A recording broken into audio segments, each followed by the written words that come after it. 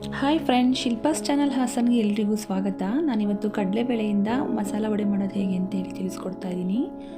ಈ ಮಸಾಲ ವಡೆಗೆ ನಾನು ಯಾವುದೇ ರೀತಿ ಸ್ಪೈಸಸ್ನ ಯೂಸ್ ಮಾಡಿದೆ, ತುಂಬ ಸಿಂಪಲ್ಲಾಗಿ, ತುಂಬ ಆರೋಗ್ಯಕರವಾಗಿ, ತುಂಬ ಕ್ವಿಕ್ಕಾಗಿ ಆಗೋ ರೀತಿಯಲ್ಲಿ ನಾನಿವತ್ತು ತಿಳಿಸ್ಕೊಡ್ತಾ ಇದ್ದೀನಿ. ನೀವು ನಾನು ಯಾವುದೇ ರೆಸಿಪೀಸ್ಗಳನ್ನ ನೋಡ್ಬೋದು, ನಾನು ಅಷ್ಟು ಸ್ಪೈಸಸ್ನ ಯೂಸ್ ಮಾಡಿದೆ ನಾನು ರೆಸಿಪೀಸ್ಗಳನ್ನ ಮಾಡ್ತೀನಿ. ಇದನ್ನು ಕೂಡ ಅದೇ ರೀತಿ ಮಾಡಿದ್ದೀನಿ. ನೀವು ಒಂದ್ಸಲ ಟ್ರೈ ಮಾಡಿ ನೋಡಿ ಎಷ್ಟು ಟೇಸ್ಟಿಯಾಗಿ ಬರುತ್ತೆ ಅಂತೇಳಿ ವಿತೌಟ್ ಸ್ಪೈಸಸ್ಸು. ನಾನಿಲ್ಲಿ ಅರ್ಧ kg ಕಡಲೆಬೇಳೆನ ತೊಗೊಂಡಿದ್ದೀನಿ. ಇದನ್ನು ನಾವು ಚೆನ್ನಾಗಿ ತೊಳೆದು ಅದಕ್ಕೆ ನೀರು ಹಾಕಿ ಒಂದು 2 ಗಂಟೆಗಳ ಕಾಲ ನಾವು ಅದನ್ನು ನೆನೆಸಬೇಕು. ಸಾಕು, 2 ಗಂಟೆ ಆದರೆ ಸಾಕು. 4 ಅವರೆಲ್ಲ ಏನು ನೆನೆಸಬೇಡಿ. ಕೆಲವರು 4 ಗಂಟೆ ನೆನೆಸ್ತಾರೆ. ನೋಡಿ, ನೀಟಾಗಿ ಅದು ಒಂದೂವರೆ ಇಂಚಷ್ಟು ಬರಬೇಕು ನೀರು. ಅಷ್ಟು ನೀರನ್ನು ಹಾಕಿ ಇದ್ರ ಜೊತೆಗೆ ನಾನಿಲ್ಲಿ ಕಡಲೆ ಬೀಜನ ತೊಗೊಂಡಿದ್ದೀನಿ 3 ಸ್ಪೂನು. ಅರ್ಧ kgಗೆ 3 ಸ್ಪೂನ್ ಕಡಲೆ ಬೀಜ ಆದರೆ ಸಾಕು. 3 ಸ್ಪೂನ್ ತೊಗೊಂಡು ಅದನ್ನು ತೊಳೆದು ನೀರು ಹಾಕಿ ನೆನೆಹಾಕಿದ್ದೀನಿ. ನೀವೆರಡನ್ನೂ ಒಟ್ಟಿಗೆ ಹಾಕಿ ನೀರು ಹಾಕ್ಬೋದು. ಇದ್ರ ಜೊತೆಗೆ ನಾನಿಲ್ಲಿ ಅರ್ಧ kg ಬೇಳೆಗೆ 4 ಈರುಳ್ಳಿನ, ಮೀಡಿಯಮ್ ಸೈಜಿಂದ ದೊಡ್ಡದು 4 ಈರುಳ್ಳಿ, 4 ಬೆಳ್ಳುಳ್ಳಿ, 1 ಇಂಚಿಗೂ ಸ್ವಲ್ಪ ಜಾಸ್ತಿ ಶುಂಠಿ ಕಡಿಮೆನೇ ತೊಗೊಳ್ಳಿ ಸಾಕು. ಬೆಳ್ಳುಳ್ಳಿ ಮಾತ್ರ ಜಾಸ್ತಿ ತೊಗೊಳ್ಳಿ. 4 ಈರುಳ್ಳಿ. ಇಷ್ಟಕ್ಕೆ 1 ಕಟ್ಟಷ್ಟು ನಾನು ಸಬ್ಬಕ್ಕೆ ಸೊಪ್ಪು ಅಂತ ಏನು ಕರಿತೀವಿ, ಇದನ್ನು ನಾನು 1 ಕಟ್ಟು ಬಿಡಿಸಿ ಇಟ್ಕೊಂಡಿದ್ದೀನಿ. ಅದ್ರ ಜೊತೆಗೆ ಒಂದು ಅರ್ಧ ಕಟ್ಟಿಗೂ ಕಮ್ಮಿನೇ ನಾನು ಸಾಂಬಾರು ಸೊಪ್ಪನ್ನು ತೊಗೊಂಡಿದ್ದೀನಿ. ಆಮೇಲೆ ಪುದೀನ ಸ್ವಲ್ಪ ತೊಗೊಂಡಿದ್ದೀನಿ. ಇಷ್ಟನ್ನು ತೊಗೊಳ್ಳಿ. ಇದಕ್ಕೊಂದು ಸ್ವಲ್ಪ ಜಾಸ್ತಿ ಆದರೂ ಸಾಕು, ಇದು ತುಂಬ ಜಾಸ್ತಿ ಏನು ಬೇಡ. ಆಮೇಲೆ ಕರ್ಬೇವಿನ ಸೊಪ್ಪು, ಕಂಪಲ್ಸರಿ ಕರ್ಬೇವಿನ ಸೊಪ್ಪನ್ನು ತೊಗೊಳ್ಳಿ. ನಾನು ಏನು ತೋರಿಸಿದ್ದೀನಿ ಇಷ್ಟು ಸೊಪ್ಪನ್ನು ಹಾಕ್ಕೊಳ್ಳಿ, ಯಾಕಂದರೆ ಸ್ಪೈಸಸ್ ಹಾಕ್ತಿರೋ ಕಾರಣ ಕಂಪಲ್ಸರಿ ಇಷ್ಟು ಸೊಪ್ಪನ್ನು ತೊಗೊಳ್ಳಿ. ಇಷ್ಟಕ್ಕೆ 3 ಸ್ಪೂನಷ್ಟು ಅಕ್ಕಿ ಹಿಟ್ಟನ್ನು ತೊಗೊಂಡಿದ್ದೀನಿ. ಖಾರಕ್ಕೆ ಮೆಣಸಿನ್ಕಾಯಿ ನಾನು 3 ತೊಗೊಂಡಿದ್ದೀನಿ. ಜೊತೆಗೆ ನಾನು ಖಾರದ ಪುಡಿನೂ ಹಾಕೋತಾ ಇದ್ದೀನಿ, ಹಾಗಾಗಿ 3 ಮೆಣಸಿನ್ಕಾಯಿ. ಖಾರದ ಪುಡಿನ ನಾನು ಒಂದು 2.5 ಸ್ಪೂನ್ ತೊಗೊಂಡಿದ್ದೀನಿ. ನಾವು ಬ್ಯಾಡಗೆ ಮೆಣಸಿನ್ಕಾಯಿನೂ ಹಾಕಿ ಬಿಡಿಸ್ತೀವಿ ಮೆಣಸಿನ್ಕಾಯಿ ಜೊತೆಗೆ, ಗುಂಟೂರು ಮೆಣಸಿನ್ಕಾಯಿ ಜೊತೆಗೆ, ಅದಕ್ಕೆ ಅಷ್ಟು ತೊಗೊಂಡಿದ್ದೀನಿ. ನೀವು ನಿಮ್ಮನೆ ಹಿಂಗಿರುತ್ತೆ ಖಾರ ನೋಡ್ಕೊಂಡು ಹಾಕ್ಕೊಳ್ಳಿ. ರುಚಿಗೆ ತಕ್ಕಷ್ಟು ಉಪ್ಪು. ನಾನಿಲ್ಲಿ ಏನು ತೋರಿಸ್ತಾ ಇದ್ದೀನಿ ಇದು ಕುಟಾಣಿ ಅಂತ ಹೇಳಿ. ಇದಕ್ಕೆ ನಾನು ಏನು ಬೆಳ್ಳುಳ್ಳಿ ಮತ್ತು ಶುಂಠಿ ಇಟ್ಕೊಂಡಿದ್ನಲ್ಲ ಅದನ್ನು ಗೆಚ್ಕೋತಾ ಇದ್ದೀನಿ. ಟೇಸ್ಟ್ ಚೆನ್ನಾಗಿ ಬರುತ್ತೆ ಅಂತ ಹೇಳಿ ನೀಟಾಗಿ ನಾವು ಗೆಚ್ಕೊಂಡ್ರೆ ನೈಸಾಗಿ ಬರುತ್ತೆ.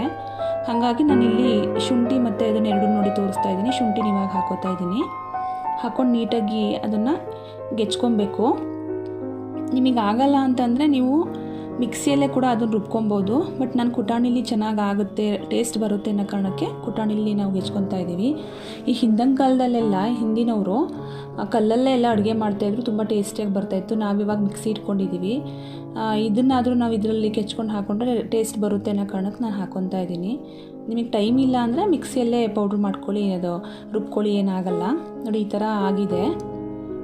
ಇಷ್ಟು ಬಂದರೆ ಸಾಕು, ತುಂಬ ನೈಸಾಗೆ ಬರಬೇಕು ಅಂತೇನಿಲ್ಲ, ಇಷ್ಟಾದ್ರೂ ಮಾಡ್ಕೊಬೇಕು.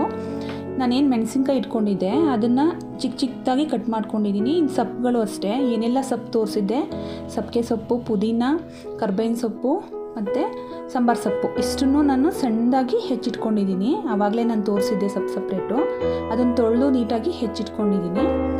ಅದ್ರ ಜೊತೆಗೆ ಈರುಳ್ಳಿನೂ ಕೂಡ ನಾನು ತೋರಿಸಿದ್ದೆ 4. ಆ 4 ಈರುಳ್ಳಿನೂ ಚಿಕ್ಕದಾಗಿ ಕಟ್ ಮಾಡಿ ಅದನ್ನು ಕೂಡ ನಾನು ಇಟ್ಕೊಂಡಿದ್ದೀನಿ. ನೋಡಿ, ಇಷ್ಟನ್ನ ಇಟ್ಕೊಂಡು ಇವಾಗ ನಾವು ಬೇಳೆ ನೀರು ಚೆನ್ನಾಗಿ ಆಗಿದೆಯಾ ನೋಡೋದಾದರೆ 2 ಗಂಟೆಗಳ ಕಾಲ ಆದಮೇಲೆ ನಾನು ತೆಗಿತಾ ಇದ್ದೀನಿ. 2 ಗಂಟೆ ಆದಮೇಲೆ ನೋಡಿ ಈ ರೀತಿ ಬಂದಿರುತ್ತೆ. ತುಂಬ ಹೊತ್ತು ಬಿಡಬೇಡಿ, ತುಂಬ ಅಂದರೆ 2 ಗಂಟೆ ಸಾಕು. ಅದಕ್ಕೂ ಜಾಸ್ತಿ ನಾವು ಬಿಟ್ಟರೆ ಏನು ನಾವು ರುಬ್ತೀವಲ್ಲ ಆವಾಗ ತೆಳುವಾಗಿಬಿಡುತ್ತೆ. ಹಿಟ್ಟು ತೆಳುವಾದರೆ ಅಷ್ಟು ಕ್ರಿಸ್ಪಿಯಾಗಿ ಬರಲ್ಲ. ಈ ಥರ ಒಂದು ಜರಡಿಗೆ ಹಾಕ್ಕೊಂಡು ನೀಟಾಗಿ ಇಟ್ಕೊಳ್ಳಿ. ನೀರು ಹಾಕದೆ ನಾವು ಮಿಕ್ಸಿಗೆ ಹಾಕ್ಕೊಂಡು ರುಬ್ಕೊಬೇಕು. ಸ್ವಲ್ಪನೂ ನೀರು ಹಾಕಬಾರ್ದು, ನೈಸಾಗೂ ರುಬ್ಬಬೇಡಿ. ಈ ಥರ ಸ್ವಲ್ಪ ಕಾಳು ಉಳಿದಿರಲಿ, ಸ್ವಲ್ಪ ನೈಸು ಆಗಿರಲಿ, ಆ ಥರ ಇರಲಿ. ಫುಲ್ ನೈಸ್ ಆದರೆ ಚೆನ್ನಾಗಾಗಲ್ಲ, ತೆಳುವಾಗುತ್ತೆ. ಹಾಗಾಗಿ ಸ್ವಲ್ಪ ಕಾಳು ಕೂಡ ಉಳಿದಿರೋ ರೀತಿಯಲ್ಲಿ ನೋಡ್ಕೊಳ್ಳಿ. ನೆಕ್ಸ್ಟ್ ಇವಾಗ ಅದು ಕ್ರಿಸ್ಪಿಯಾಗಿ ಬರುತ್ತೆ.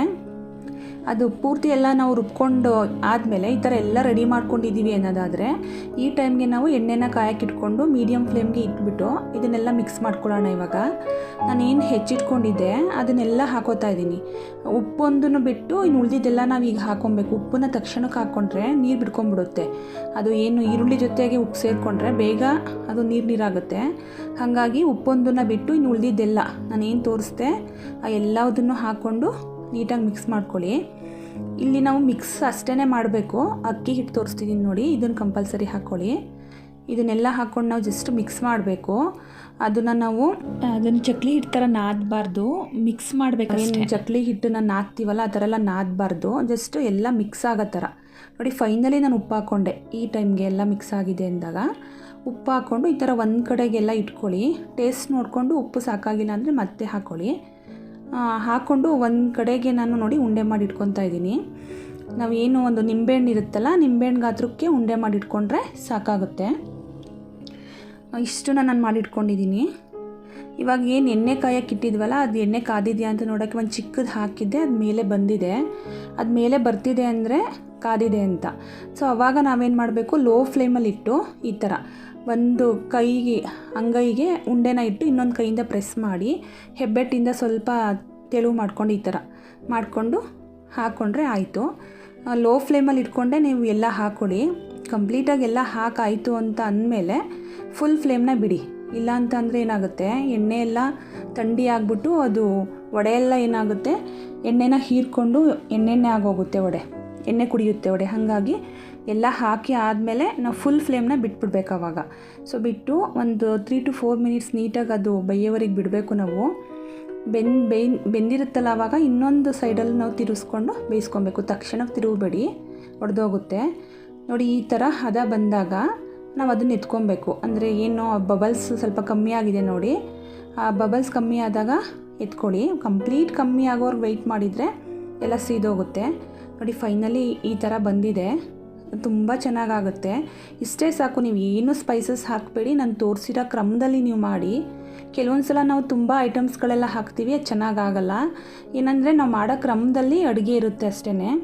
ನಾವು ಏನೆಲ್ಲ ಹಾಕ್ತೀವಿ ಅದನ್ನು ಕ್ರಮವಾಗಿ ನೀಟಾಗಿ ಮಾಡಬೇಕಷ್ಟೆ. ನೀವು ಟ್ರೈ ಮಾಡಿ ಹೇಗಿತ್ತು ಅಂತ ಹೇಳಿ. ನನ್ನ ಒಂದು ಚಾನಲ್ನ ಸಬ್ಸ್ಕ್ರೈಬ್ ಮಾಡ್ಕೊಳ್ಳಿ, ಪಕ್ಕದಲ್ಲಿರೋ ಬೆಲ್ ಬಟನ್ನ ಕ್ಲಿಕ್ ಮಾಡಿ. Thank you friends.